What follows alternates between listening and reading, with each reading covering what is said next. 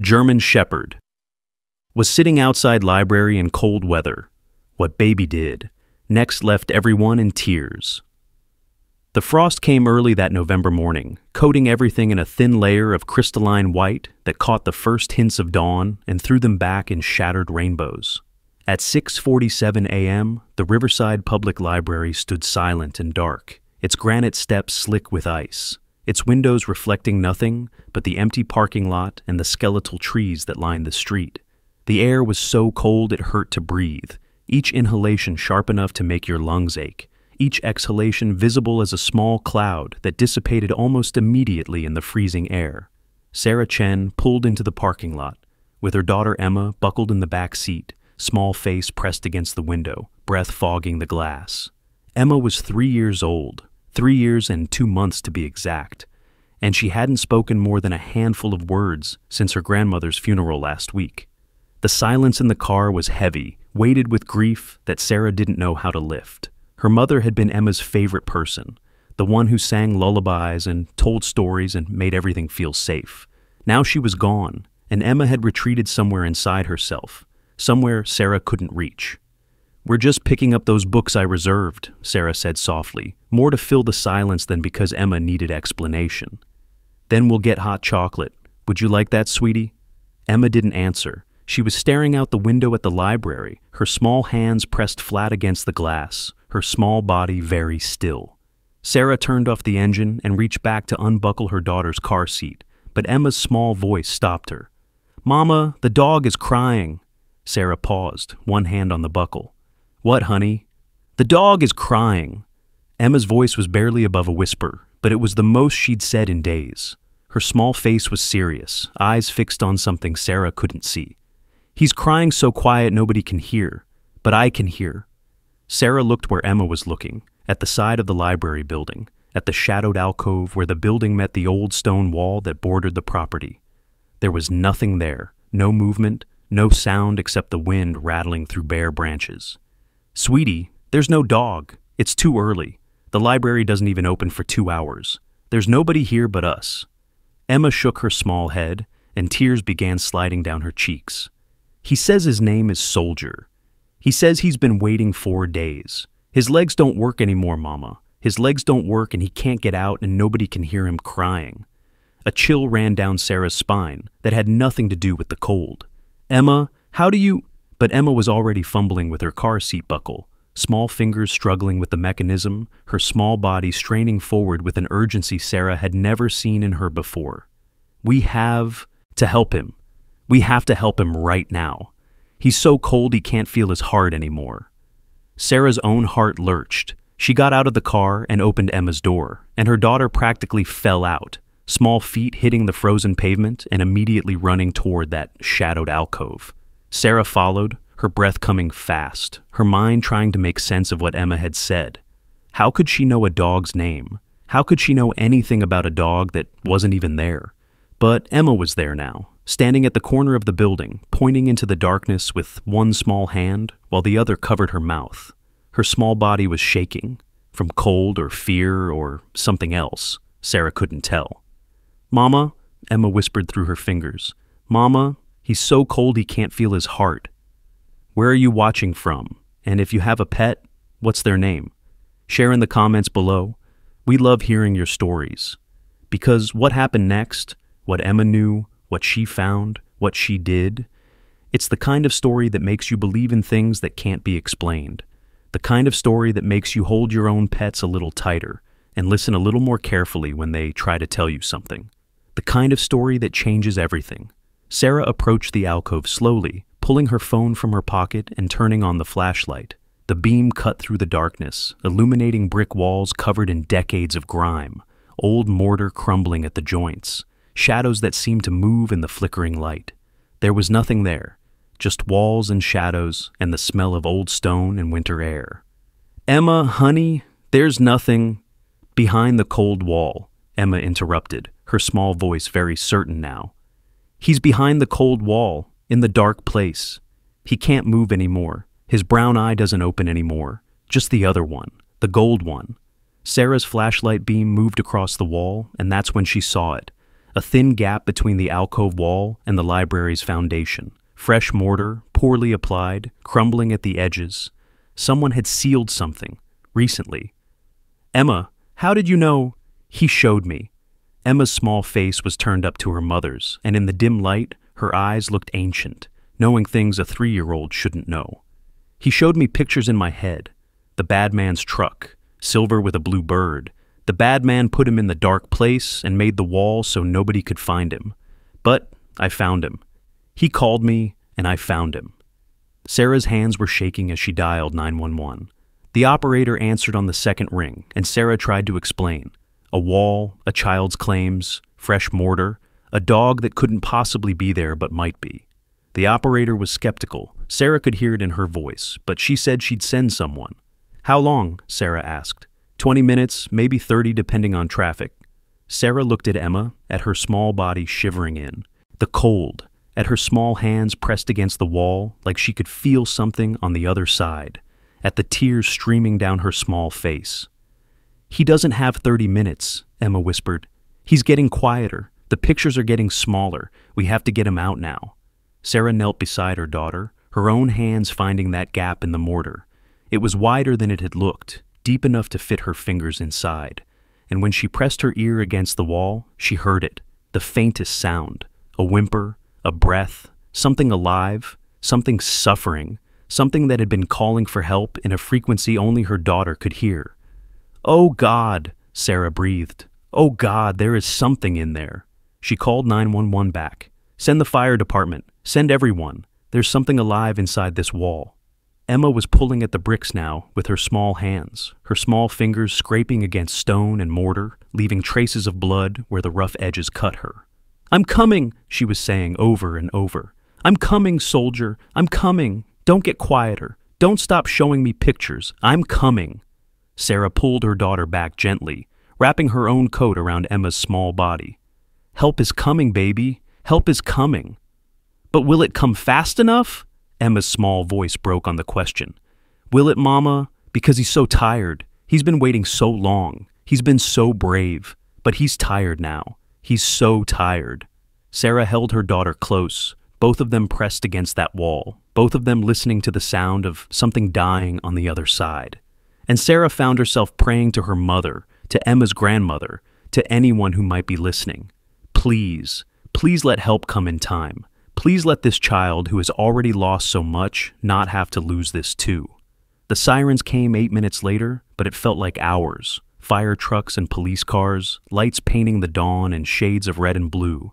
Men and women in uniforms approaching with tools and questions and skepticism that melted the moment they saw Emma's small face. The moment they heard that sound from inside the wall. The fire captain, a man named Rodriguez with kind eyes and capable hands, examined the wall carefully. "This mortar is fresh," he said.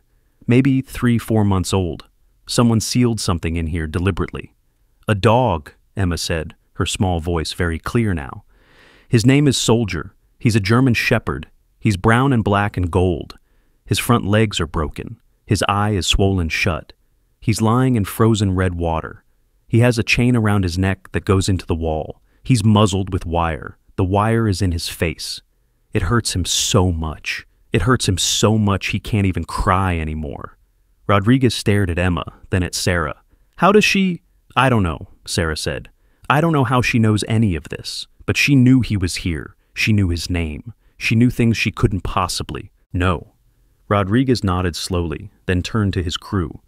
"Let's get this wall open, carefully. If there's an animal in there, it's been there a long time. It's going to be scared, possibly aggressive. I want everyone careful." They started removing bricks, one at a time, creating an opening large enough to see through. Rodriguez shone his flashlight inside, and Sarah heard him suck in a breath. "Jesus Christ." "What?" Sarah moved forward, but Rodriguez held up a hand. "Ma'am, you don't want to see this. You definitely don't want your daughter to see this." But Emma was already there, her small body ducking under Rodriguez's arm, her small face pressed to the opening. And instead of screaming, instead of turning away, she smiled. A small, sad smile, but a smile. "I told you," she said softly. "I told you he was there. Hi, soldier. Hi, I'm Emma. I came like I promised. I came." Sarah looked through the opening and her stomach turned. The space was maybe 18 inches high, extending 12 feet back into darkness. And there, at the very back, was a German shepherd, muzzled with wire that had cut deep into his face, front legs bent at impossible angles, bones visible through matted fur. One eye swollen completely shut, the other, gold, just like Emma had said, fixed on Emma's small face. His body was emaciated, ribs showing like the keys of a broken piano, each one visible, each one a note of suffering. He was lying in a pool of frozen liquid that was dark red in the flashlight beam, blood and urine and waste. The smell was overwhelming, rust and fear and death and despair. But his tail was moving, just barely, just the faintest tremor, because Emma was there, because someone had finally come. "We need to get him out," Rodriguez said, his voice tight. "We need to get him out right now." But Emma was already crawling into the space, her small body fitting through the opening, her small hands reaching toward the dog. "Emma, no!" Sarah screamed, trying to grab her daughter's ankle, but Emma was too fast, too determined. "It's okay," Emma was saying, her small voice echoing in that terrible space. "It's okay, soldier. I'm here now. I'm here and I'm going to get you out. I'm going to take you somewhere warm, somewhere safe, somewhere the bad man can't find you." The dog, soldier, made a sound, not a bark, not a growl, something between a whimper and a sigh. And then he did something that made everyone watching go very still. He lifted his head, just an inch, just enough to touch his nose to Emma's small hand. "He's saying thank you," Emma whispered. "He's saying he knew I would come. He knew someone would hear him. He never stopped hoping. He never stopped calling. And I heard him. I heard him, soldier. I heard you." Rodriguez was on his radio, calling for veterinary emergency services, for animal control, for anyone who could help. Sarah was on her knees at the opening, her heart in her throat, watching. Her small daughter in that terrible space with a dog that should have been dead, that by all rights should have been aggressive, feral, dangerous. But he wasn't. He was gentle. He was trusting. He was letting this small child touch him, comfort him, promise him things that might not be true. The extraction took 23 minutes, 23 minutes of careful work, of removing bricks one at a time, of widening the opening enough to get the dog out without causing more damage. 23 minutes of Emma staying in that space, her small hand on Soldier's head, her small voice singing a lullaby, the same one her grandmother used to sing, the one about stars and dreams and morning light. The chain around his neck was industrial grade, padlocked to a bolt embedded in the foundation. They tried bolt cutters twice, and twice the metal held. Soldier's breathing was getting shallower with each attempt, his body shutting down from the stress. "He wants you to pull the wall thing, not cut him," Emma said suddenly. "The bolt thing, it's loose. He says pull the wall thing." Rodriguez examined the bolt more carefully, and his eyes widened. "She's right. This bolt was installed recently. It's not set properly. We can extract the whole anchor." They did. 3 hard pulls and the bolt came free, chain and all. Soldier was freed, but he couldn't move. His legs were useless, broken in multiple places.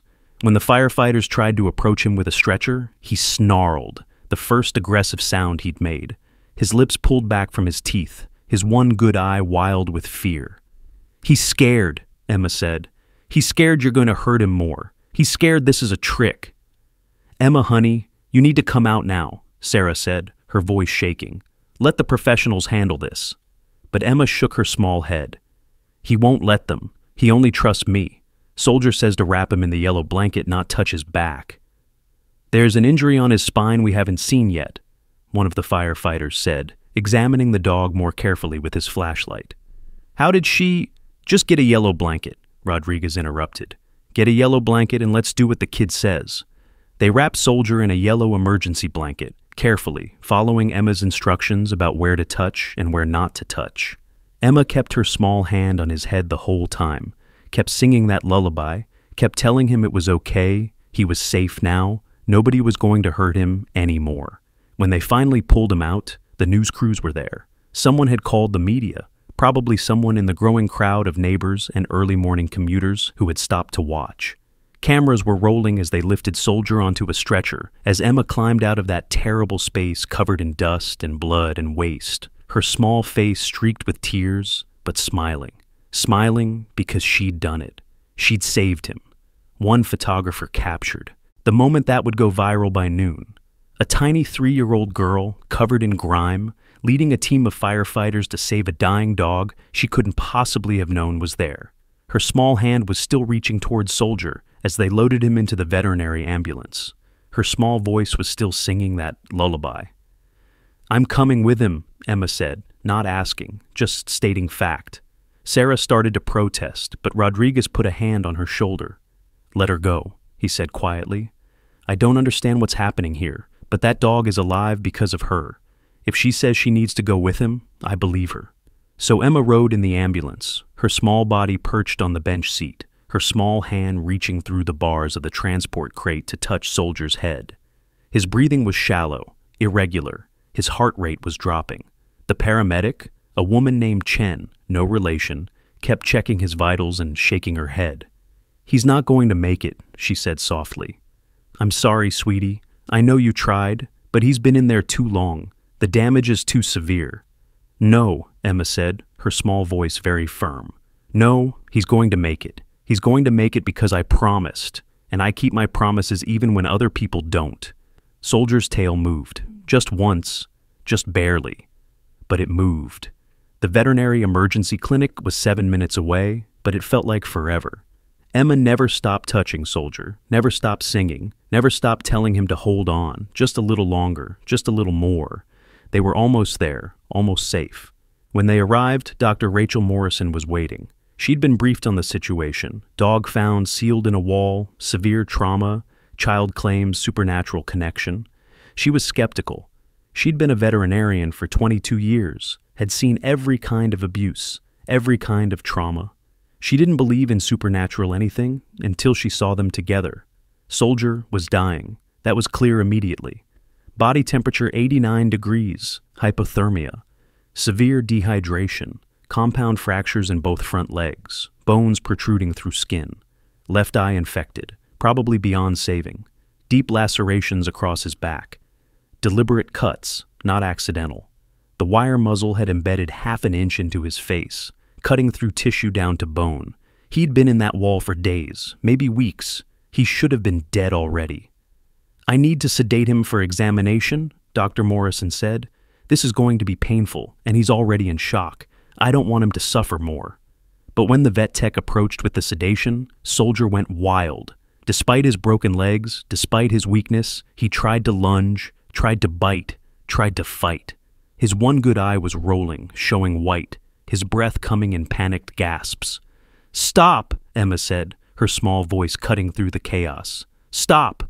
You're scaring him. Let me try."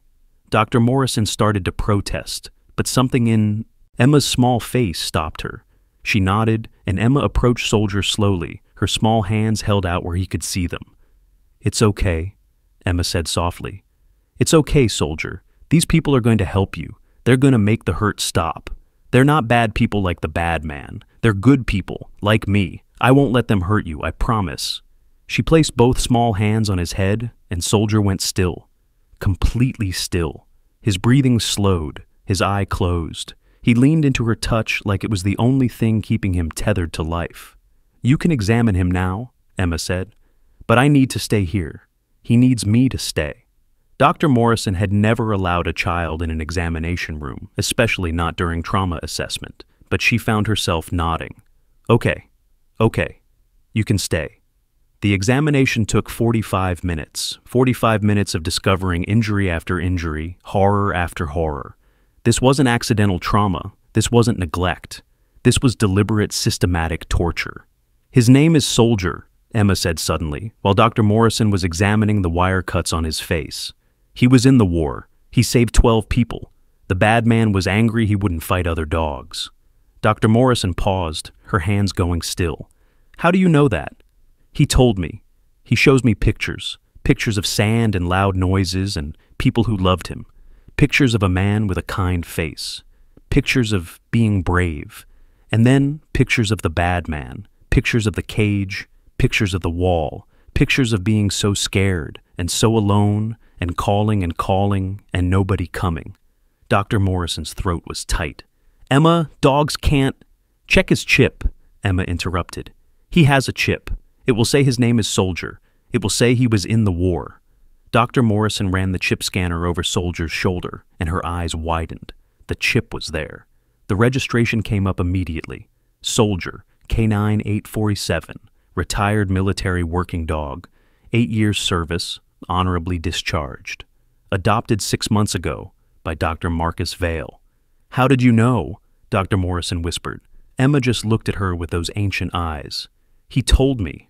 During the examination, Soldier's heart stopped. Just stopped, the monitor going from steady beeps to a long, terrible flatline. Dr. Morrison and her team rushed to start CPR, to shock his heart back to life, to save him. And in the waiting room, 50 feet away, Emma screamed. Sarah was there in an instant, wrapping her arms around her small daughter, trying to understand what was wrong. But Emma was inconsolable, her small body rigid, her small hands clutching at her chest. His heart stopped, Emma gasped. His heart stopped. Mama, his heart stopped. Sarah looked at the clock. 8:47 a.m. She would remember that time forever, because 30 seconds later, a vet tech came out, her face pale. He crashed, she said. We got him back, but... She looked at Emma. How did you know? How did... You know the exact moment? Emma didn't answer. She just ran back to the examination room, her small feet slapping against the tile floor, her small body pushing through the door before anyone could stop her. Soldier was on the table, chest heaving, eye rolling.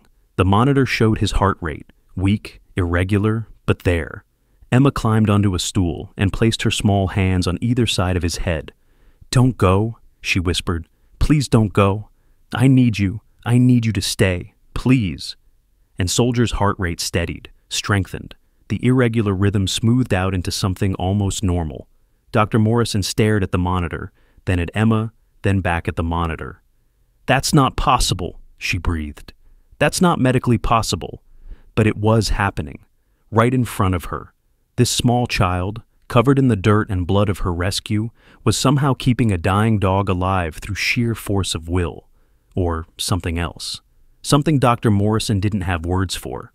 The surgery took 6 hours.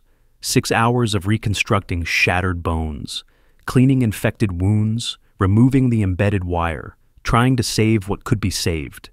Emma stayed the entire time, her small body curled in a chair beside the operating table, her small hand reaching through the bars of the recovery cage to touch Soldier's paw. Sarah brought food, brought clean clothes, brought everything Emma might need. But Emma wouldn't leave, wouldn't eat, wouldn't change. She just sat there, her small face pressed against the cage, whispering things no one else could hear. He's scared the pain will come back, Emma said at one point. He's scared he'll wake up and be in the wall again. He's scared this is a dream, and he's still there, still alone, still calling for help that won't come. Tell him it's real, Dr. Morrison said, surprising herself.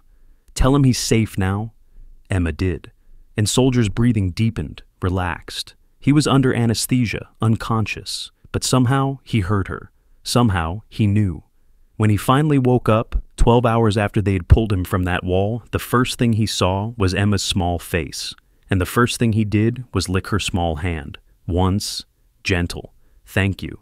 Emma started crying then. Not sad crying, happy crying, relief crying. You're okay, she kept saying.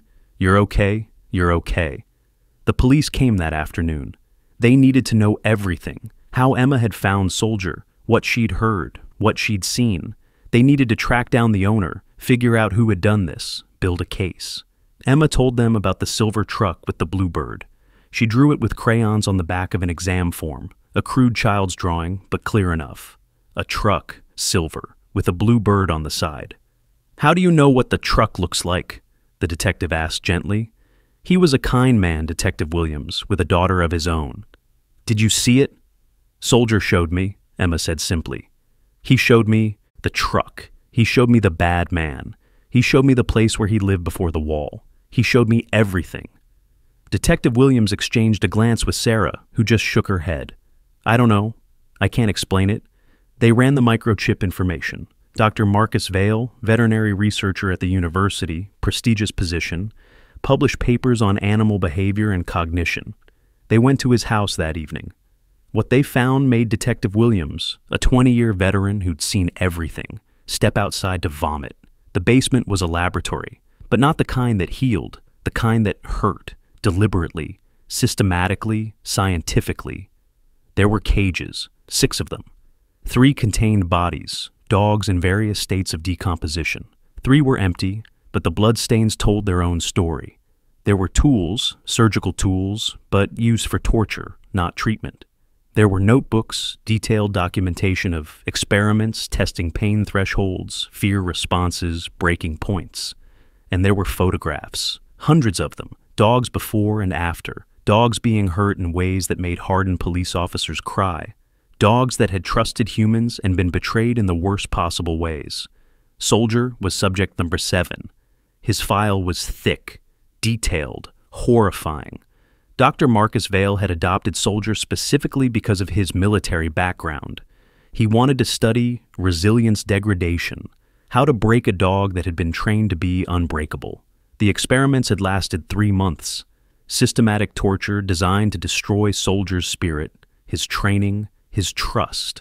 When Soldier refused to show aggression toward other dogs, when he remained gentle despite everything Vail did to him, Vail had deemed him contaminated by human weakness. The entombment was the final experiment. Environmental deprivation leading to biological cessation. In other words, sealing him in a wall and documenting how long it took him to die. According to Vail's notes, Soldier had been in that wall for 9 days. 9 days without food, 9 days without water, 9 days in a space too small to stand, too small to turn around, too small to do anything but lie there and slowly die. Emma had been right about everything, the timeline, the injuries, the deliberate cruelty, everything. Detective Williams arrested Vail at his office the next morning. Vail was calm, almost cheerful. He asked if they had recovered his research materials. He wanted to publish his findings. "You tortured animals," Williams said, his voice shaking with rage. "You tortured them and documented it and called it science." "I was studying the degradation of artificial behavioral constraints," Vail said calmly. "Military working dogs are trained to suppress natural instincts. I wanted to understand the neurological cost of that suppression. My work would have revolutionized our understanding of animal cognition." "You're a monster," Vail smiled. "I'm a scientist, and my work will continue. You can't stop progress." But they could stop him. The charges were extensive: animal cruelty, torture, illegal experimentation, racketeering. The investigation expanded, revealing connections to an underground network trafficking failed service animals for research. 17 researchers across 4 universities. 23 dogs recovered in various states of trauma and neglect.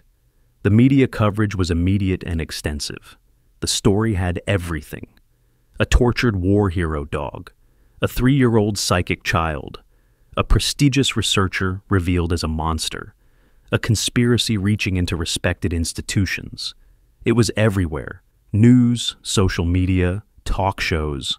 The headline that went most viral: 3-year-old psychic connection saves tortured war hero dog. Emma didn't understand why people cared so much. She'd just done what needed doing. She'd heard someone calling for help, and she'd helped. That's what you were supposed to do, wasn't it? But the attention was overwhelming. News crews camped outside their apartment. Strangers recognized Emma at the grocery store. Her preschool had to hire security. Sarah was offered money for interviews, for Emma's story, for exclusive rights to the psychic child narrative. She turned it all down. This wasn't about fame or money. This was about a little girl who had heard suffering and responded with love. That was all. That was everything. Soldier's recovery was slow, painful, uncertain. The first week, he couldn't eat solid food. His stomach had shrunk too much, his system too damaged. They fed him through a tube, small amounts every few hours, building him back up slowly. The second week, he started eating on his own, small amounts, soft food. Emma would sit beside his cage and eat her own meals there, showing him it was safe, showing him food wasn't a trick or a trap. The third week, he started gaining weight. 1 pound, then 2, then 5. His ribs began to disappear under new muscle. His coat started growing back where it had fallen out from stress and malnutrition. The fourth week, he took his first steps. His front legs had been reconstructed with titanium pins, and the physical therapist said he might never walk normally again. But Soldier was determined. He would take one step, collapse, rest, try again. Emma would sit on the floor in front of him, her small hands held out, encouraging him. "You can do it," she would say. "I know you can. You're the bravest dog in the whole world. You can do anything." And slowly, painfully, he did. His left eye couldn't be saved. The infection had gone too deep, damaged the optic nerve beyond repair. They removed it in a surgery that left Emma crying in the waiting room, her small body shaking with sobs. "He's going to look different," the surgeon told her gently. "He's going to have a scar. Some people might think he looks scary." Emma's small face was fierce. "He's not scary. He's beautiful. He's the most beautiful dog in the whole world because he's brave and he's kind and he survived. Scars don't make you not beautiful. They make you more beautiful because they show you fought and you won." The surgeon had to turn away to wipe his eyes. Emma visited every single day, before preschool, after preschool, weekends, holidays. She was there. Her small presence was constant, reliable, unwavering. And Soldier began to heal not just physically, but emotionally. He started wagging his tail when she arrived, started making happy sounds when he heard her voice, started playing, gentle play at first, just mouthing a soft toy, but play, joy. The thing Vale had tried to torture out of him was coming back. Dr. Morrison documented everything. The physical healing was remarkable enough. Dogs didn't survive what Soldier had survived, but the emotional healing was even more extraordinary. Soldier should have been aggressive, traumatized, unable to trust. Instead, he was gentle, loving, bonded so deeply to Emma that he would whimper when she left and only truly relax when she returned. "I can't explain it medically," Dr. Morrison told Sarah one evening. "I can't explain how he survived 9 days in that wall. I can't explain how he's healing this fast. I can't explain his behavior. By every metric, he should be a different dog, aggressive, fearful, broken. But he's not, and the only variable that makes sense is her." She gestured to where Emma sat with Soldier, both of them napping together in a patch of afternoon sun. Whatever is happening between them, it's keeping him alive. It's making him heal. It's giving him a reason to fight. Sarah watched her daughter sleep, one small hand buried in Soldier's fur, her small face peaceful in a way it hadn't been since before the divorce. "It's not just healing him," she said softly. "It's healing her too." And it was. Emma was talking more, smiling more. The grief over her grandmother's death was still there, but it was softer now, gentler. She had purpose. She had Soldier. She had someone who needed her as much as she needed him. The bond between them was unlike anything anyone had seen before. Dr. Patricia Okonkwo, a child psychologist specializing in trauma, began documenting their interactions. She'd been called in by the police to assess Emma, to make sure the child wasn't being harmed by all the attention, all the stress. What she found fascinated her. Emma would describe her communication with Soldier as pictures in my head that feel warm. She would receive images, sometimes memories, sometimes current feelings, sometimes needs. When Soldier was thirsty, Emma would know. When he was in pain, Emma would feel it. When he was scared, Emma would comfort him before anyone else knew something was wrong. Dr. Okonkwo tried to explain it scientifically. Hyperempathy, savant syndrome, unconscious reading of micro-expressions and body language. But none of those explanations fit completely, because Emma knew things she couldn't possibly know through observation alone. She knew Soldier's military call sign, K9847. She knew his handler's name, Sergeant James Torres. She knew the exact date he'd been retired, April 3rd, 2023. She knew he'd saved 12 people during his service. She knew his favorite treat was peanut butter. She knew he'd had a sister in his original litter, a female puppy with a white spot on her chest. All of this information was verified. All of it was accurate. None of it had been shared with Emma. She just knew. During Soldier's second surgery, removal of the infected eye, Emma told Dr. Morrison something that made the veterinarian stop in her tracks. "He needs the white medicine, not the clear one," Emma said, her small face very serious. The clear one makes his stomach bleed. Dr. Morrison had been about to administer a standard post-operative pain medication, a clear liquid. It was the protocol. She'd used it hundreds of times. But something made her pause, made her check, made her run additional tests. Soldier had a rare condition, one that wouldn't have shown up on standard pre-op blood work.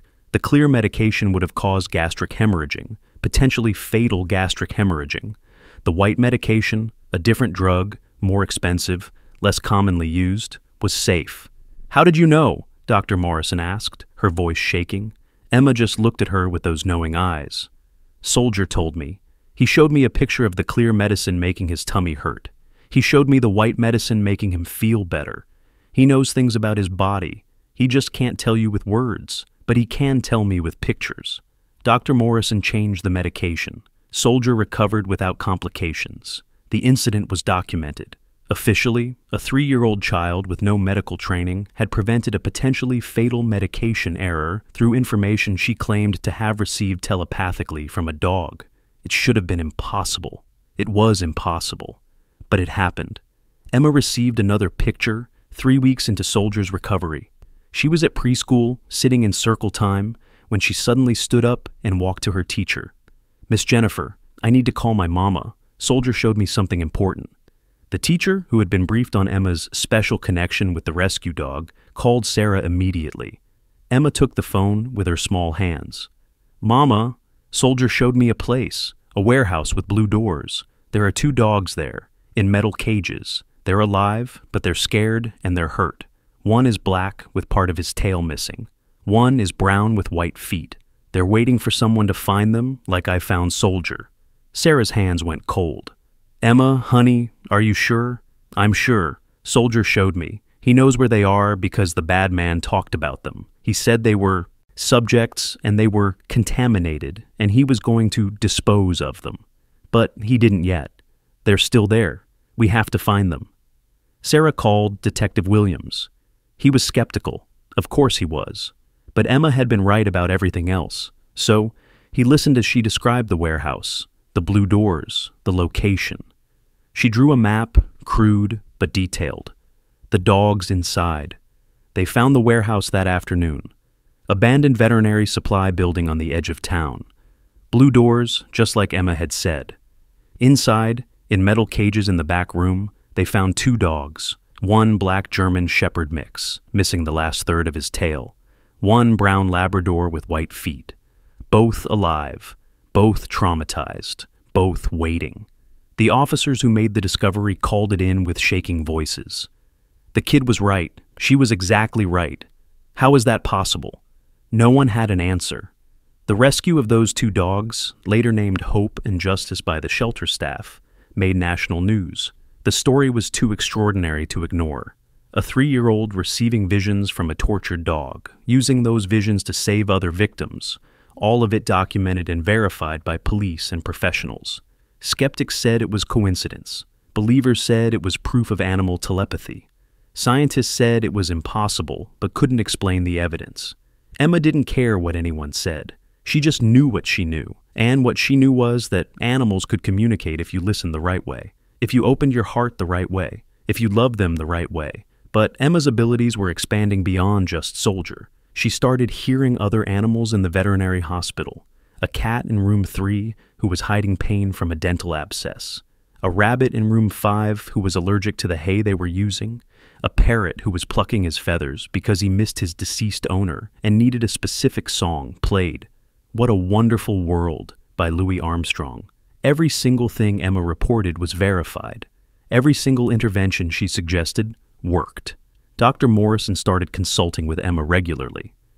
"I know this sounds crazy," she told her staff, "but that child knows things, and I'd rather look foolish than miss something that could help an animal." The staff agreed. They'd all witnessed it. The 3-year-old with ancient eyes who could diagnose problems they'd missed, who could comfort animals they couldn't reach, who could bridge the gap between human medicine and animal need. Emma became a fixture at the clinic. Her small presence in the waiting room meant hope, meant someone who understood, meant a voice for those who had no voice. But while Emma was growing into her gift, while Soldier was healing, while the rescue dogs were being rehabilitated, The conspiracy Vale had been part of was being exposed. The investigation had started with one tortured dog and one sadistic researcher. It grew into something much larger, much darker, much more extensive. Vale wasn't working alone. He was part of a network, 17 researchers across 4 universities, all connected through a private online forum where they shared research findings and traded subjects. The operation had been running for 6 years, generating $2.3 million annually by selling failed service animals to unaccredited laboratories for experimentation. The dogs were sourced from multiple places: service dog training programs that washed out dogs for minor behavioral issues, military working dog programs that retired dogs with PTSD, police K-9 units that deemed dogs too gentle for the work. These dogs, trained, intelligent, loyal, were sold to the network for $500, $1,000 each, then resold to laboratories for $5,000, $10,000. The experiments were horrific, testing pain thresholds, inducing learned helplessness, studying fear conditioning, breaking spirits to see how they broke, all documented, all published in fringe journals, all legal because the dogs were classified as research animals rather than pets. 23 dogs were recovered from various locations. 47 people were arrested: researchers, lab technicians, animal brokers, university administrators who had looked the other way. Dr. Marcus Vale was the network's founder, a former Army veterinarian who had been dishonorably discharged in 2019 for animal cruelty. He'd been caught torturing a military working dog, claiming he was testing resilience protocols. The Army had discharged him quietly, sealed the records, let him fade away. He hadn't faded. He'd built an empire of suffering. His motivation, according to the psychiatric evaluation ordered by the court, was a delusional belief that empathy is a trainable weakness that can be surgically removed. He believed he could isolate the neurological basis of compassion and eliminate it, creating optimal working animals without the contamination of emotional attachment. His research was pseudoscience. His conclusions were garbage. But he'd tortured dozens of animals in pursuit of his delusion. The trial was scheduled for 6 months out. The prosecution's case was strong: documentation, physical evidence, witness testimony from staff who had grown uncomfortable with the work. But the defense had a strategy: discredit the psychic child whose testimony had started the entire investigation. If they could prove Emma was unreliable, that her visions were fantasy, that her knowledge was coincidence or coaching, they could argue the entire case was built on a foundation of magical thinking, reasonable doubt. Reasonable doubt was all they needed. The Chen family received the first threat 3 weeks after Vale's arrest. A brick through their living room window at 2 a.m. wrapped in a note: "Keep the child quiet." Sarah called the police. They provided extra patrols, installed security cameras, gave her a direct number to call. But they couldn't be there all the time, and the threats kept coming: phone calls at odd hours, hang-ups, heavy breathing. Sometimes a voice: "We know where she goes to school." Their apartment was vandalized twice: spray paint on the door. Liar. Their car was keyed. Their mailbox was filled with dead mice. Sarah was terrified. Emma was in danger because she'd done the right thing, because she'd saved a dying dog, because she'd exposed evil. The police identified 2 of Vale's former colleagues who had been released on bail. Both were rearrested for the threats, but there were others. The network was extensive, and they were angry. The family had to decide: retreat into privacy, refuse to testify, try to disappear, or fight, help prosecute, risk everything to make sure this never happened again. Sarah watched Emma sleep beside Soldier's recovery crate, her small hand through the bars, her small face peaceful. This child had already lost so much. Could Sarah ask her to risk more? But Emma made the decision herself. "We have to help," she said the next morning, her small voice very clear. "We have to tell everyone what happened, because if we don't, the bad men will keep hurting dogs. And I can't let that happen. Soldier can't let that happen. We have to be brave, like he was brave." Sarah's eyes filled with tears. "Baby, it's dangerous. These people want to hurt us." "I know," Emma said, her small face very serious. "But being brave means doing the right thing even when you're scared. Soldier taught me that. He was so scared in the wall, but he kept calling for help anyway. He kept hoping anyway. He was brave, so I have to be brave too. Sarah held her daughter close, this small child with ancient wisdom, and made the decision. They would testify. They would fight. They would risk everything because it was right. The police provided protection. An officer stationed outside their apartment, another at Emma's preschool, a third escorting them to and from the veterinary clinic where Soldier was recovering. It should have been enough. It wasn't. Soldier's recovery hit a setback in week 6. The infection they thought they'd cleared came back, aggressive and resistant to antibiotics. His temperature spiked to 105. His breathing became labored. His heart rate was erratic. Dr. Morrison called Sarah at 3 a.m. "You need to bring Emma. I don't think he's going to make it through the night, and if he's going to go, he should have her here." Sarah bundled Emma into the car, her small daughter still half asleep, clutching the stuffed bear her grandmother had given her. They drove through empty streets to the clinic, where Dr. Morrison waited with tears in her eyes. "I'm so sorry," she said. "We've tried everything. The infection is septic. It's in his bloodstream. His organs are starting to shut down. I don't think—" her voice broke. "I don't think there's anything more we can do." But Emma wasn't listening. She was running to Soldier's cage, her small hands reaching through the bars, her small voice urgent. "No, no, you don't get to give up. You don't get to die. I won't let you. Do you hear me, Soldier? I won't let you die." Soldier's eye opened, just barely, just enough to see her. His tail moved once, weak, barely a tremor. "I know you're tired," Emma whispered, her small face pressed against the cage. "I know you hurt. I know you want to rest, but you can't rest yet. You can't leave me yet, because I need you. I need you so much. Please, please stay." His heart rate was dropping. The monitor showed it, slower, weaker, fading. "Emma," Dr. Morrison said gently, "you need to say goodbye." "No." Emma's small voice was fierce. "No, he's not going anywhere. He's going to fight. He's going to stay. Because that's what we do. We fight. We stay. We don't give up even when it's hard." She started singing then. That lullaby. The one her grandmother had sung. The one about stars and dreams and morning light. Her small voice filled the quiet clinic, pure and clear and full of love. And Soldier's heart rate steadied. Dr. Morrison stared at the monitor. That's not possible. But it was happening. Again. This small child was somehow anchoring a dying dog to life through sheer force of will and love. Emma sang through the night, 6 hours straight, her small voice never wavering, never stopping. Sarah tried to get her to rest, to drink water, to take a break. But Emma shook her small head. "If I stop, he'll think I'm leaving.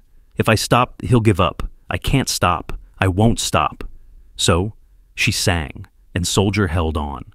By morning, his fever had broken. By afternoon, his heart rate was normal. By evening, he was eating again, just a little, but eating. The infection was retreating. His organs were recovering. Dr. Morrison had no medical explanation. This should not have worked. By every metric, he should have died. But he didn't. Because of her. But while Soldier was fighting for his life, while Emma was singing him back from death, the threats against the family escalated. Someone broke into their apartment. Sarah came home from the hospital to find the door open, the lock broken. The intruder had been in Emma's room, had gone through her things, had left a single item on her pillow, a syringe. Sarah called Detective Williams with shaking hands. He arrived with a forensics team, with evidence bags, with grim faces. "The syringe contains a veterinary sedative," he told her after the lab results came back. "At this dosage, it would be fatal to a child, Emma's size." Sarah felt the world tilt. Someone had been in her daughter's room. Someone had stood over her daughter's bed with a lethal syringe. Someone had meant to kill her baby. "We can put you in protective custody," Williams said. "New apartment, police presence 24/7 until the trial." "For how long?" 6 months, maybe longer. 6 months of hiding, 6 months of fear, 6 months of Emma. Being separated from Soldier while he recovered. 6 months of living in terror. Sarah looked at Williams. "What if we don't testify? What if we just disappear?" "Then Vale might walk. His lawyers are good. Without Emma's testimony, without her documented connection to Soldier, without her visions that led to the other dogs, the case gets weaker." He might get a reduced sentence. He might get out in a few years. And this network, it might just rebuild somewhere else. Sarah felt sick. So we testify and risk Emma's life, or we don't testify and risk other dogs' lives. I wish I could tell you there's a good choice here, Williams said quietly, but there isn't. There's just the choice you can live with. That night, Sarah sat in Emma's room, their new room in a safe house the police had arranged, and watched her daughter sleep. Soldier was in a crate beside the bed, still recovering, but stable enough to be moved. Emma's small hand was through the bars, resting on his side, feeling him breathe. They'd already lost so much. Emma's father, her grandmother, their home, their normal life. How much more could Sarah ask this child to sacrifice? But Emma had already made her choice. She'd said it clearly. We have to be brave, like Soldier was brave. Sarah made her decision. They would testify, they would fight, and they would trust that doing the right thing would somehow protect them. The separation from Soldier during the protective custody was agonizing for Emma. She could visit him at the clinic, but only under heavy security, only for limited times. And Soldier. Soldier deteriorated without her. He stopped eating, stopped engaging, lay in his cage with his head down, his eye dull, his body tense. Dr. Morrison tried everything, different foods, medications, behavioral interventions. Nothing worked. He's giving up, she told Sarah on day 4 of the separation. Without Emma, he's giving up. Emma was having her own crisis. She'd stopped speaking again, stopped eating, spent hours drawing pictures of Soldier, her small hands moving frantically across paper, creating image after image of a dog alone in darkness. She's reliving the trauma, Dr. Okonkwo explained to Sarah. Being separated from him is triggering memories of him being alone in the wall. She's experiencing his abandonment as her own. On day 6, Dr. Morrison called with desperation in her voice. I don't have medical justification for this, but I think they need each other. The infection risk is minimal now. His recovery is stable, but emotionally, they're both dying without each other. It's your choice, but I think we need to reunite them. Sarah made the decision that night. They smuggled Emma into the clinic at 2 a.m. under cover of darkness with police escort. Emma ran to Soldier's cage, her small body trembling, her small voice breaking. I'm here. I'm sorry I left. I'm sorry. I'm here now. Soldier lifted his head. His tail wagged, really wagged, strong and happy. He made a sound, not quite a bark, not quite a whine, but something joyful. And his fever, which had been climbing again, broke within the hour. Emma curled up beside his cage and fell asleep immediately, her small body relaxed for the first time in days. Soldier pressed against the bars, as close to her as he could get, and slept too. Dr. Morrison documented the moment. I've practiced veterinary medicine for 22 years, she wrote in her notes. I cannot explain what happened medically. I can only confirm it happened. These two are bonded in a way that transcends typical human-animal attachment. They are, in some fundamental way, keeping each other alive. But the reunion was short-lived. The trial was approaching, and the defense was building their strategy. They needed to discredit Emma, to make her seem unreliable, to paint her visions as fantasy or coaching. They filed a motion to bar Emma's testimony entirely. She was too young, they argued. Her claims were unverifiable. Her psychic connection was pseudoscience that had no place in a courtroom. The prosecution fought back. Emma's knowledge had led to concrete discoveries. The warehouse, the other dogs, details about Soldier's history that were later verified. Her testimony wasn't about psychic powers. It was about what she observed, what she knew, what she could verify. The judge allowed limited testimony. Emma could testify about what she'd seen, heard, and felt, but she couldn't claim supernatural communication. The jury would have to decide what to believe. The trial began on a cold Monday in February. The courthouse was packed. Media, activists, curious onlookers, survivors of animal abuse who wanted to see justice served. Emma was scheduled to testify on day 3. She was terrified. Not of testifying, she wanted to tell everyone what had happened, wanted to make sure Soldier's story was heard. But she was terrified of being separated from Soldier again. Terrified that if she left him, he would think she'd abandoned him. Terrified that he would give up. Dr. Morrison arranged for Soldier to be brought to the courthouse. He was registered as Emma's emotional support animal, a legitimate designation given their documented bond. He would wait in a private room, and Emma could see him before and after her testimony. The morning of her testimony, Emma sat with Soldier in that private room, her small hands on his head, her small face very serious. "I have to go tell the people what happened," she said. "I have to tell them about the wall and the bad man and how scared you were. I have to tell them so they can stop the bad man from hurting more dogs." Soldier's tail wagged. He licked her small face, and Emma received a picture, clear and strong. Soldier standing beside her, Soldier protecting her, Soldier saying, "I'll be here when you're done." "Okay," Emma whispered. "Okay, I can be brave if you're being brave with me." The courtroom was intimidating. High ceilings, dark wood, serious-faced people in suits. Emma walked in holding her mother's hand, her small body dwarfed by the massive space, her small voice barely audible when she was sworn in. The prosecutor was gentle. She asked Emma to describe the morning she'd found Soldier. Emma did, her small voice growing stronger as she talked. "I heard him crying, not with my ears, with my heart. He was crying inside his heart, and my heart heard it. And what did you do?" "I told my mama. She didn't believe me at first, but I knew he was there. I knew he needed help. So we looked, and we found him." "Can you describe what you saw when you found him?" Emma's small face went very still, very serious. "He was in the wall, in a dark place. He couldn't move. His legs were broken. His eye was hurt.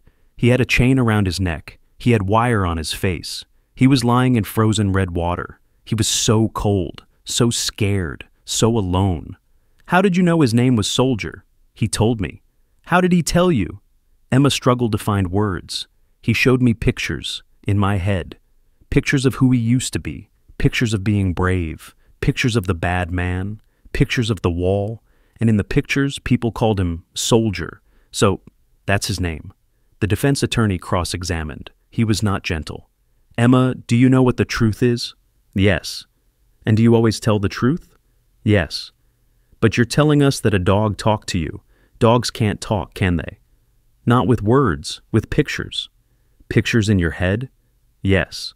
"And how do we know these pictures are real? How do we know you didn't just imagine them?" Emma's small face was confused. "Because they were true. Everything I saw was true. The silver truck was real. The warehouse was real. The other dogs were real. Soldier's name was real. Everything was real. Or maybe you overheard adults talking. Maybe you saw things and didn't realize you saw them. Maybe you made lucky guesses." "No." Emma's small voice was very firm. "Soldier told me. He showed me. I didn't guess. I knew." "You're 3 years old. 3-year-olds have very active imaginations. Maybe you believe you knew, but that doesn't mean it really happened the way you think it did." Emma looked at the defense attorney with those ancient eyes. "You don't believe me? That's okay. Lots of people didn't believe me, but I was right. I found Soldier. I saved him. And I found the other dogs, too. I was right about everything. So, maybe you should believe me." The courtroom was silent. Then someone in the gallery started clapping. Then another. Then dozens of people, applauding this small child who had stood up to a hostile attorney and defended her truth with simple, unshakable conviction. The judge banged his gavel. "Order! Order in the court!" But the message was clear. Emma had won hearts. Whether or not the jury believed in psychics, communication, they believed in her. They believed she'd done something extraordinary. They believed she'd saved a dog that everyone else had given up on. The defense tried to recover. They called expert witnesses to testify that animal telepathy was impossible, that Emma's knowledge could be explained through normal means, that her testimony should be disregarded. But then the prosecution called their own witnesses. Dr. Morrison testified about the medical impossibilities, Soldier's survival, his recovery, the moments when Emma's presence had literally saved his life. "I cannot explain it scientifically," she said, "but I can confirm it happened, multiple times, documented, witnessed, real." Dr. Okonkwo testified about Emma's abilities, about the verified information she couldn't have known through normal means. Whether we call it psychic communication or extraordinary empathy or something else entirely, the results are documented and reproducible.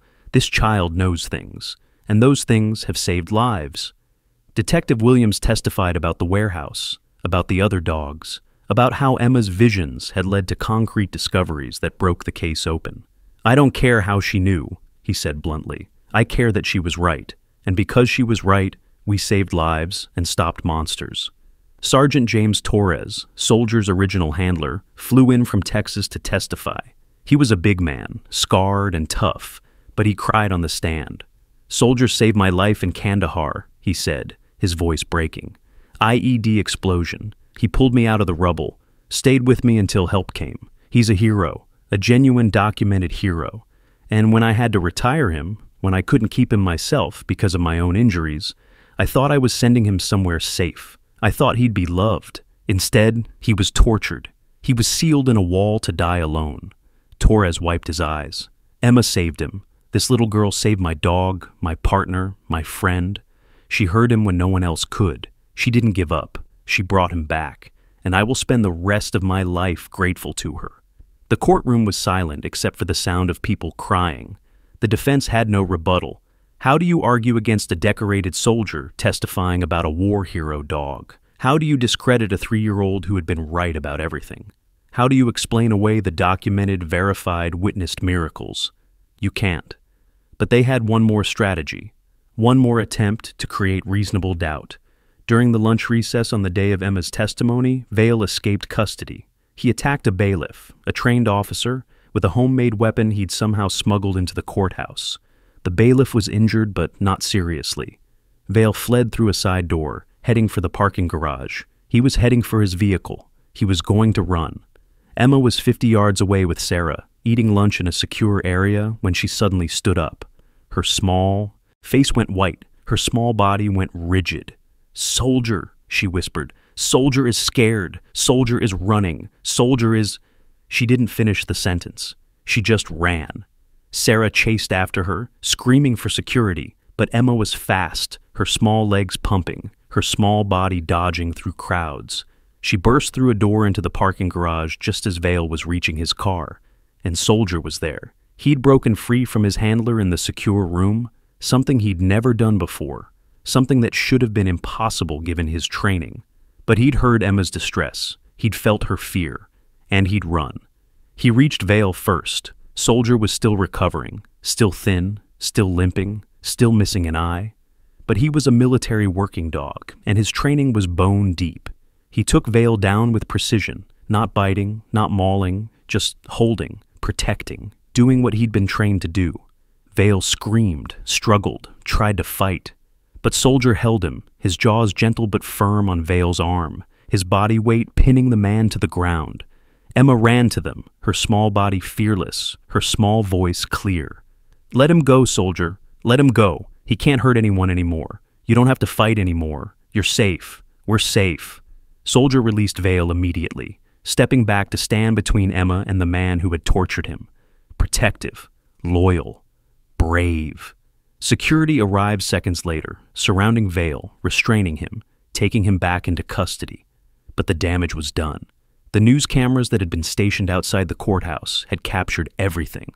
The footage went viral within minutes. A 3-year-old child running into danger. A recovering German shepherd taking down his abuser. The small girl comforting the dog, telling him he was safe. The dog standing between the child and danger, protecting her the way she'd protected him. And then Emma did something that made the entire world cry. She walked up to Vale, who was on the ground, restrained by security, his face twisted with rage and fear. She placed her small hand on his shoulder. "He forgives you," she said, her small voice carrying in the sudden silence.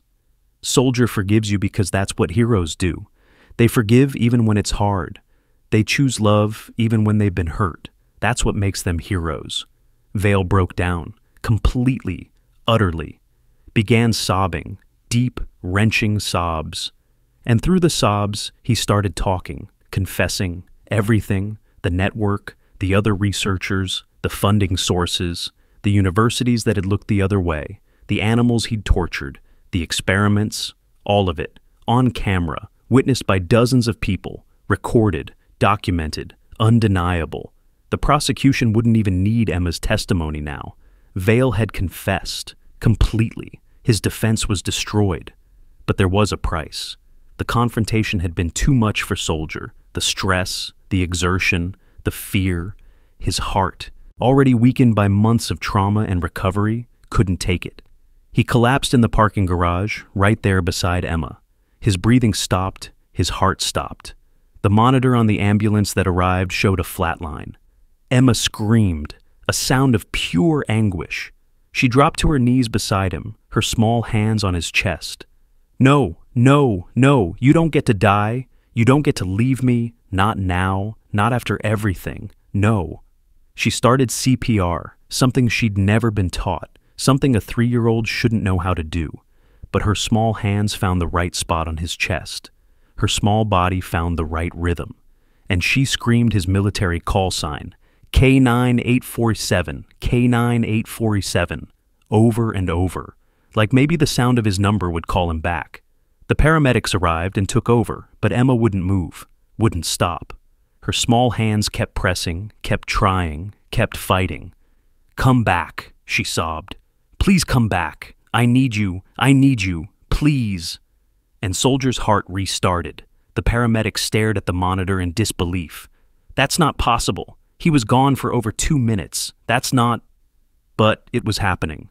Soldier's eye opened. His chest expanded. He took a breath. Another.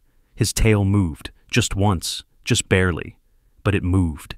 He looked at Emma, and Emma looked at him, and everyone watching knew they were witnessing something impossible, something miraculous, something that couldn't be explained by science or medicine or logic. Love. They were witnessing love. Pure, powerful, unbreakable. The trial ended that day. Vale's confession, combined with the physical evidence, the witness testimony, and the dramatic confrontation captured on camera, left no room for doubt. He was guilty. The network was exposed. Justice would be served.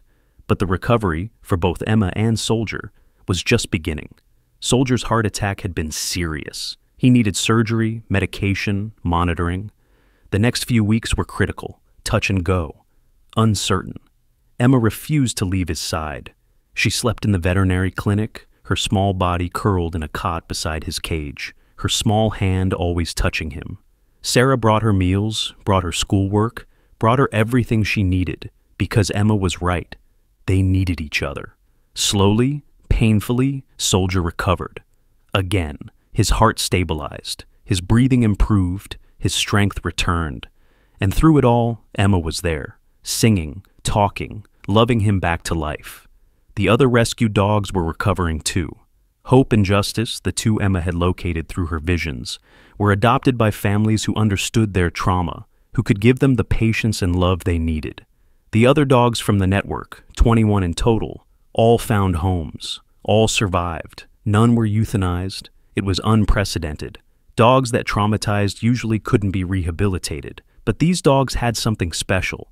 They had people who believed in, them, people who had seen what Emma and Soldier had proven, that broken things can heal, that love is stronger than cruelty, that hope is worth fighting for. The trial concluded 4 months after Soldier's rescue. Dr. Marcus Vale was sentenced to 47 years in federal prison without possibility of parole. His 17 co-conspirators received sentences ranging from 8 to 32 years. The universities that had hosted their research were fined millions of dollars and required to completely overhaul their animal research protocols. The underground network was destroyed, the funding dried up, the forums were shut down. The operation that had tortured dozens of animals for profit and pseudoscience was ended because a 3-year-old girl had heard a dog crying and decided to help. The media coverage was extensive. Emma and Soldier appeared on Good Morning America, where Emma sat beside Soldier, now wearing a custom eye patch decorated with stars, and explained in her small voice how she'd found him. "I just listened," she said. "He was calling for help, and I listened. Everyone should listen more. Animals talk all the time. We just have to hear them." Dr. Morrison provided a statement that was quoted in every major news outlet.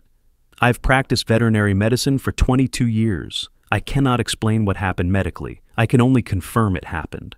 Emma Chen and Soldier share a bond that transcends typical human-animal attachment. Whether you call it psychic communication or extraordinary empathy or simply love, it's real, it's documented, and it saved lives. Dr. Okonkwo's official report became the basis for a research study on interspecies communication and childhood empathy. Her conclusion: Emma Chen demonstrates unprecedented interspecies communication abilities. Whether supernatural, neurological, or simply profound empathy, the results are documented and reproducible. This case challenges our understanding of the boundaries between species and suggests that human-animal communication may be far more complex than previously understood. The adoption ceremony was held at Riverside Public Library, where Emma had first heard Soldier's call for help. 200 people attended: firefighters who had rescued him, police who had investigated, veterinary staff who had treated him, families who had adopted the other rescued dogs, strangers who had followed the story and wanted to witness the happy ending. Emma stood beside Soldier, her small hand on his head, while the adoption papers were signed. Soldier was officially hers now. Forever. Sergeant Torres was there. He approached slowly, his eyes wet, and knelt beside Soldier. "Hey, boy," he said softly. "Hey, K984S7, you did good. You survived. You fought. You found someone who loves you as much as I did." He looked at Emma. "He saved my life in Kandahar. You saved his. That's how it should be. That's the circle completing. Thank you. Thank you for giving him the life he deserves." Emma hugged Torres, her small arms barely reaching around his broad shoulders. "He's a hero," she said. "He's the bravest dog in the whole world, and I'm going to take care of him forever and ever." "I know you will, sweetheart. I know you will." The library installed a bronze plaque at the alcove where Soldier had been found. It read, "Where love heard what others could not. November 15th, 2024. Emma Chen and Soldier." A reminder that the smallest voices sometimes hear the loudest cries for help. Emma started kindergarten that fall. Soldier went with her, officially registered as a therapy dog, though his real job was being her best friend. The other children loved him. They would gather around during recess, petting his soft fur, marveling at his star-decorated eye patch, listening to Emma tell stories about his bravery. "He saved 12 people in the war," Emma would say proudly. "And then I saved him. And now, we save each other every day." Emma and Soldier volunteered twice weekly at Dr. Morrison's veterinary clinic. Emma would help calm frightened animals before procedures, her small presence and gentle voice working magic that medicine couldn't match. Soldier would demonstrate to traumatized dogs that healing was possible, that humans could be trusted again, that life after cruelty could be good. Dr. Morrison documented 47 cases where Emma's presence reduced recovery time by measurable percentages. Animals that should have taken weeks to stabilize were calm within hours when Emma visited. Dogs that refused to eat would accept food from her small hands. Cats that hid from everyone would curl in her lap. Birds that had plucked themselves bare would allow her to stroke their damaged feathers.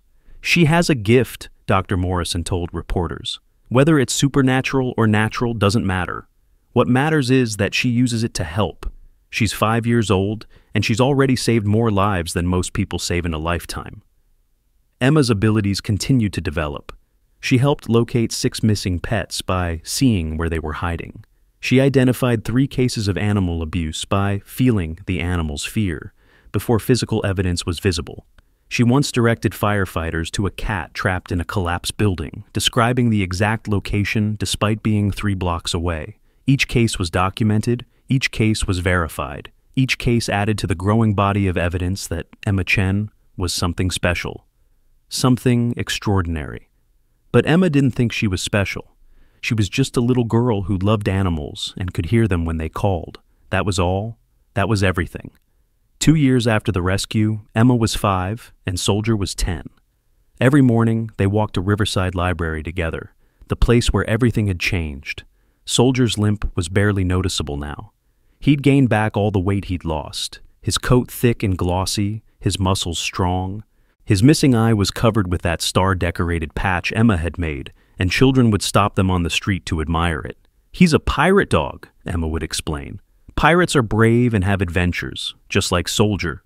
They would sit on the library steps, watching the sunrise, and Emma would whisper things to Soldier that no one else could hear. And Soldier's tail would wag, and his head would tilt, and anyone watching would swear the dog understood every word. Their daily routine was simple and perfect. Morning walk to the library. Afternoon at the park, where Soldier would run. Really run, his legs strong and sure, while Emma laughed and chased him. Evening cuddles while Sarah read aloud. Soldier's head on Emma's pillow. Both of them drifting off to sleep, to the sound of stories about brave heroes and happy endings. Sometimes Sarah would hear Emma whispering to Soldier in the dark, and Soldier's tail thumping softly in response. She never asked what they talked about. Some conversations were private, even between a little girl and her dog. Soldier's transformation was documented in photos that Dr. Morrison kept in a special album, the first photo. A skeletal, terrified dog on a stretcher, barely alive. The last photo, a healthy, happy dog playing with a laughing child in a sunny park. Between those two images was a story of survival, of love, of the impossible becoming possible. But Soldier wasn't just a pet. He had a purpose. He became a certified therapy dog, visiting hospitals and nursing homes and schools. Children who were scared of doctors would calm when Soldier entered the room. Elderly patients who hadn't smiled in months would light up when he rested his head on their beds. Students with anxiety would find peace stroking his soft fur. He knows, Emma would explain, he knows what it's like to be scared and hurt and alone. So he helps other people who feel that way. He shows them it gets better. He shows them they can heal. The reporter who interviewed them for the 2-year anniversary story asked Emma what moment she remembered most from the rescue. Emma thought for a long moment, her small face serious. "When I first touched him," she finally said. "When I crawled into the dark place and put my hand on his head. And he trusted me. Even though people had hurt him so much. Even though he had every reason to be scared. He trusted me. That's the moment I remember most. Because that's when I knew we were going to be okay. Both of us. Together." What would you say to other children who think they might hear animals talking? "Listen," Emma said simply. "Really listen. Not just with your ears, with your heart. Animals talk all the time. They tell us when they're happy or sad or scared or hurt. We just have to pay attention. And if you hear something, if you know something is wrong, speak up. Even if no one believes you. Even if you're small. Especially if you're small. Because sometimes the smallest voices hear the loudest cries for help." The interviewer had to pause to wipe her eyes. The story ended with Emma and Soldier sitting on the library steps at sunrise, the same place where it had all begun. Emma whispered something to Soldier. His tail wagged. She giggled. "What did he say?" the interviewer asked. Emma's small face lit up with joy. "He says we have more friends to find, more animals who need help, more people who need to remember that love is stronger than anything. He says our work isn't done." "And what do you say?" Emma looked at Soldier, and Soldier looked at her, and the love between them was visible, tangible, undeniable. "I say yes," Emma said. "I say we're ready. I say let's go, help everyone who needs us. Because that's what heroes do. And Soldier taught me that we're all heroes if we choose to be." The final image of the news segment was Emma and Soldier walking away from the camera, her small hand resting on his head, his tail wagging, both of them heading toward whatever adventure came next. Together, always together. Some connections transcend explanation, existing in the space between science and miracle. What matters isn't understanding how love works. It's honoring it when it appears, especially in the voices of children and the hearts of heroes who refuse to surrender. Emma Chen was 3 years old when she heard a dying dog calling for help from inside a wall. She was 3 years old when she refused to give up, refused to be dismissed, refused to let anyone tell her she was wrong. She was 3 years old when she saved a life. But in saving Soldier, she saved herself too. She found purpose in her grief. She found strength in her gentleness. She found her voice in speaking for those who had no voice. And Soldier, war hero, torture survivor, miracle dog, found something he thought he'd lost forever: home, family, love that would never betray him. A small girl with ancient eyes who heard his call when no one else could, who crawled into darkness to bring him into light, who promised to stay and kept that promise every single day. They saved each other. They healed each other. They proved that broken things can become whole, that cruelty doesn't have to win, that love, real, fierce, unshakable love, is the most powerful force in the universe. If you see something, hear something, feel something is wrong, speak up, even if you're small, even if no one believes you, especially then. Because sometimes the quietest voices hear the loudest cries for help. Sometimes a 3-year-old child can change the world. Sometimes love wins. Always, always love wins. If this story moved you, if it made you believe in the extraordinary bond between humans and animals, please like this video and share it with someone who needs to hear it today. Subscribe to our channel for more true stories of courage, compassion, and miraculous rescues that will restore your faith in humanity. And tell us in the comments, what moment touched your heart the most? We read every single comment and would love to hear how this story affected you. Thank you for being part of our community.